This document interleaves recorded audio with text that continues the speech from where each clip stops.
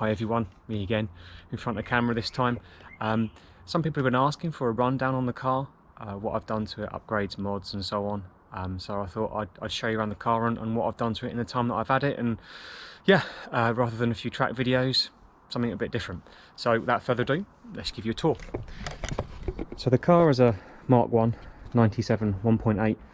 Bought it from a guy up north who used to just track it. It was bought completely standard, other than the roll cage and some coilovers. No engine work had been done, anything to the brakes, etc. It was just a normal car with a roll cage that you just used for potting around track on. I don't think he ever intended to do anything further with it, but my goal was always to stick a turbo on it and see how fast we could make it. So I run the car as it was for a little while, with the help of a guy called Ali Bray at AB Motorsport in Royston. I believe it's in Bucks. He did a bit of work to the car initially just to make sure that it was okay, changed a few bits and bobs, but nothing major. It was all just brake servicing, that kind of thing, new fluids, this, that and the other.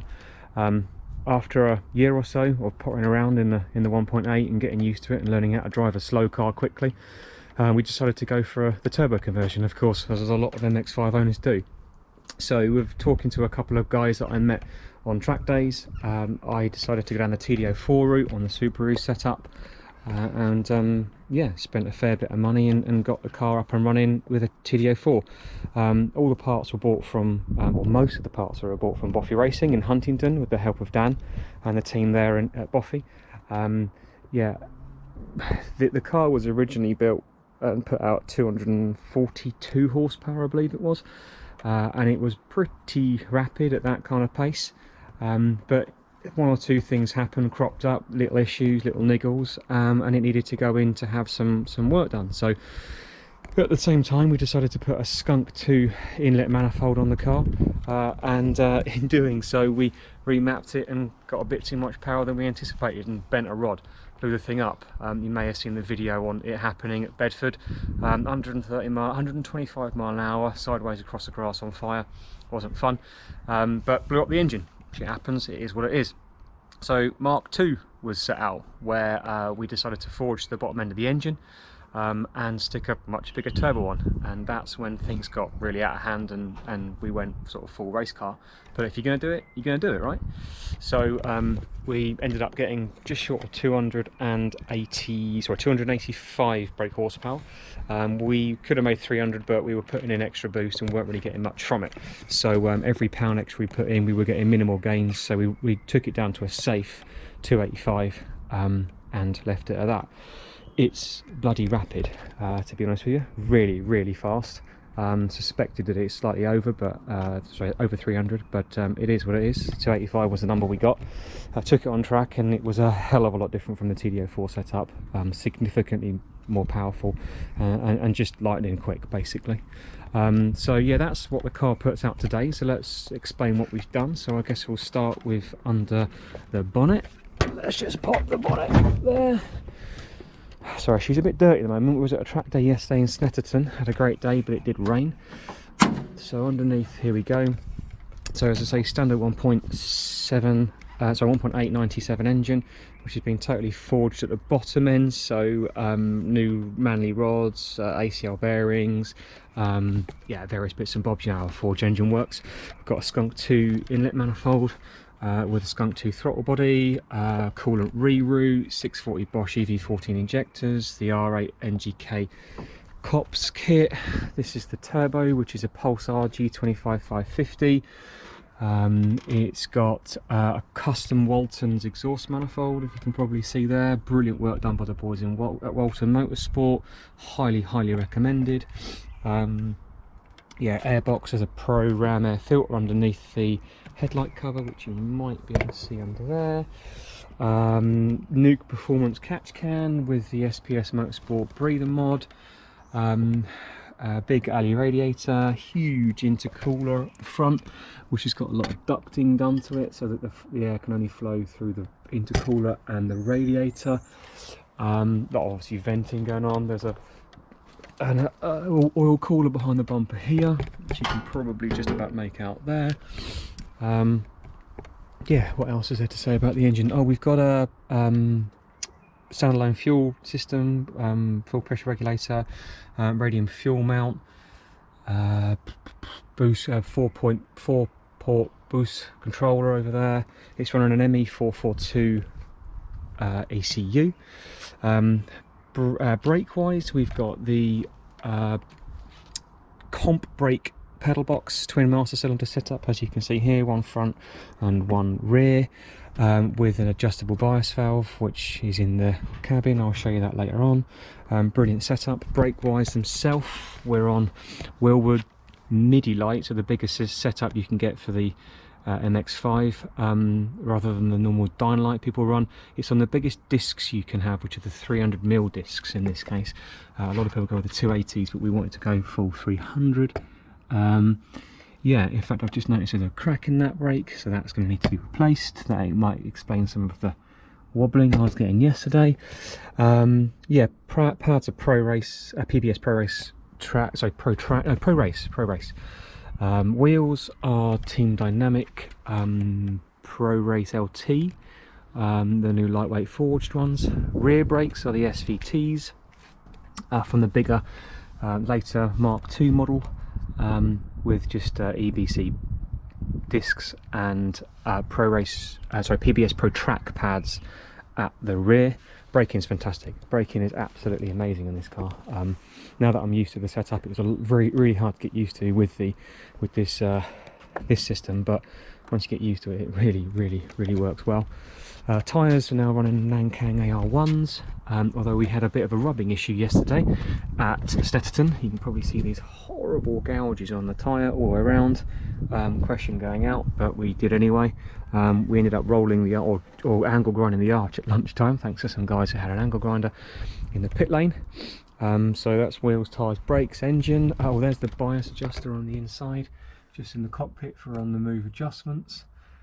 We've got a can checked gauge in the centre with everything: oil pressure, temperatures, coolant temperatures, boost intake temperatures, everything, you name it, we've got it on there. Brilliant bit of kit, difficult to set up, but brilliant bit of kit. Seats, OMP Champ R's with 6-point Takata harnesses. Yeah, roll cage is the FIA approved safety devices roll cage that came with a car that was on it already. Ducktail spoiler, which was done fairly recently. Got a little bit of aero on the car. I made this custom diffuser myself, and that's out of 3mm aluminium. That took a while to do, but really pleased. Exhaust, I forgot to mention the exhaust. We did the manifold, that was a Walton's Performance, but the exhaust is done by a really useful guy called James Cosgrove, who works at, was Unit 14 Autoworks, but it's now called Foggy Race Works, I believe it's called. I could pronounce that wrong. He's in Devon. Yeah, he knows his stuff. He made the exhaust system from a 3-inch exhaust system all the way from the downpipe back with V-band fitment. It was originally on a 2.5-inch exhaust manifold from the TJ4 setup, but then when we went to Walton's, they did the 3-inch V-band from the turbo back. So that's now a 3-inch all the way from the turbo straight through the back. There's a centre section silencer in the middle and a silencer at the rear to try and keep to track noise limits. Bedford, especially being my local circuit, is incredibly quiet, or noise restrictive, so the car has to be as quiet as possible. We still get black flagged even with this setup. So yeah, word of warning, people that say you can have a 3-inch system and it be okay is not the case in certain circuits. Yeah, so that's the exhaust, that's the interior, exterior. We've got a splitter. Yeah, a lot of work, a lot of custom fab work's been done. I can't really show you it from here, but we've got a front splitter that is very well attached to the car. That isn't going to come off. You might be able to see under here big old bolts going through onto some custom supports that mount straight to the chassis of the car, and that holds it on very firmly. We've got these splitter rods just as little edge supports, but the main structure is done on the chassis rail to the car.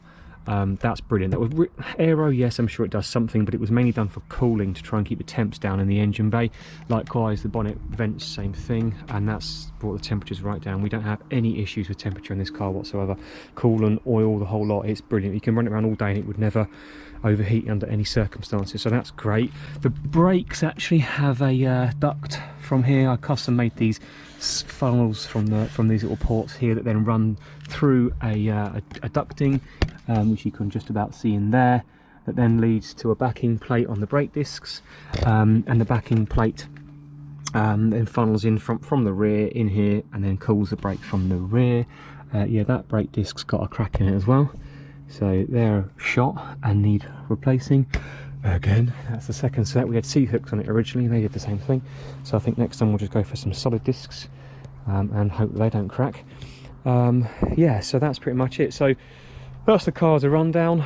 I'm sure I've missed a few things, but everything's on the Instagram, so if you check out the Instagram, Binny Deleen, so BINNYDLEAN, Binny Deleen, that will tell you everything that needs to be shown. A lot of breakdown and detail on the builds, all the little custom parts, all that's gone on, all the tuning, the dyno, etc, etc. Shout outs. So none of this could be possible done without the help of mainly a couple of people really. So the first, Dan at Boffy Racing, and all the team at Boffy, but Dan specifically because he's done all the mapping for me, and all the advice pretty much. He gives me all the time necessary and he helps me out and does tunes, and yeah, he's brilliant bloke, very knowledgeable, as are all the team at Boffy. 99% of the parts in this car have come from there. Yeah, wouldn't really go anywhere else. They get all my money, but it allows me to do what I do, and they're there if I need them. So top team, so Boffy Racing in Huntingdon, and a good friend of mine, Mick MX5 on Instagram. He has a very special car, obviously another MX5, but he's on a Borg Warner EFR twin scroll setup. Mick met Mick doing track day through us some more friends. He's built the engine, done a lot of the mechanical. Yeah, without him none of this would be possible. So you know, he comes over and helps me, or I go and see him and he puts all this together. Without him or without Dan, this wouldn't be anything like as good as it is.